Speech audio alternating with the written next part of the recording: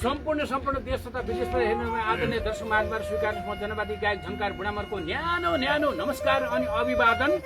यति बेला छौँ हामी परिवर्तन गाउँपालिकाको केन्द्रबिन्दु 5 नम्बर वडाको यो पुतला चौरमा र हाम्रो आज लोकमुलुक सांस्कृतिक संरक्षण प्रतिष्ठानद्वारा 4 दिने ट्रेनिङ तालिम भइराखेको यो प्राङ्गणमा छौँ र हामीसँग यति बेला प्रशिक्षार्थी प्रशिक्षक हामी सबै छौँ।